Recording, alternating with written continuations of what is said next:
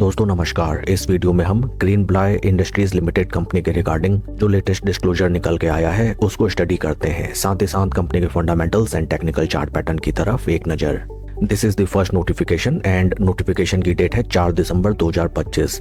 इस लिस्टिंग के through exchanges में इन्फॉर्म किया गया है that in green ply industries limited company one of the promoter जिनका नाम है करुणा इन्वेस्टमेंट प्राइवेट लिमिटेड, इन्होंने अपनी स्टेक होल्डिंग कंपनी में इंक्रीज की है। इन प्रमोटर ग्रुप ने कंपनी के 23,000 शेयर्स ओपन मार्केट से परचेज किए हैं। इस ट्रांजैक्शन से पहले इनकी टोटल स्टेक होल्डिंग थी कंपनी में 92,000 शेयर्स की एंड आफ्टर परचेजिंग 23,000 शेयर्स इनकी टोटल स्टेक होल्डिंग इंक्रीज होकर कंपनी में हो गई है 1,15,000 शेयर्स की। आइए अब हम चलते हैं सेकंड डिस्क्लोजर की तरफ। This is the second disclosure and disclosure की डेट है 5 दिसंबर 2025। इस लिस्टिंग को एक्सचेंजेस में लिस्ट कराया गया है 6 दिसंबर 2025 को। थ्रू दिस लिस्टिंग इंडेक्सेस में इन्फॉर्म किया गया है that once again same promoter group जिनका नाम है करुणा इन्वेस्टमेंट प्राइवेट लिमिटेड, इन्होंने 47,700 शेयर्स कंपनी के और बाय किए हैं and after this purchase transaction इनकी टोटल स्टेक होल्डिंग कंपनी में इंक्रीज होकर हो गई है 1,62,700 शेयर्स की। टोटल अगर हम कंक्लूड करें इन green ply industries limited company one of the promoter group जिनका नाम है करुणा इन्वेस्टमेंट प्राइवेट लिमिटेड, ओवरऑल इन्होंने 70,700 शेयर्स अपनी ही कंपनी के बाय किए हैं।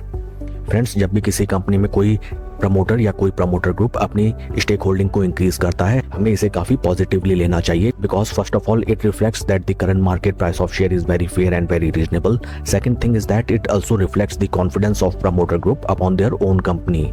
कंपनी के फंडामेंटल्स को अगर हम देखें, right now stock is trading at a P of 41.48 जबकि इंडस्ट्री का पी है 76.04। इंडस्ट्री पी से अगर हम कंपेयर करें, green ply industries limited company का स्टॉक अभी हमें बेहतर वैल्यूएशंस में ट्रेड करता हुआ नजर आता है।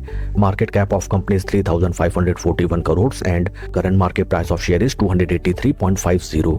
कंपनी की लेटेस्ट सितंबर क्वार्टर की अगर हम स्टेक होल्डिंग देखें, यहाँ पे हमें नजर आता है that promoter stake holding is at 51.69। There is no change at all. FIS की पोजीशन 4.52 से थोड़ा सा कम होकर 4.49%। DIS की पोजीशन 32.11 से थोड़ा सा रिड्यूस होकर 32.10 and number of retail share holder is 53,000।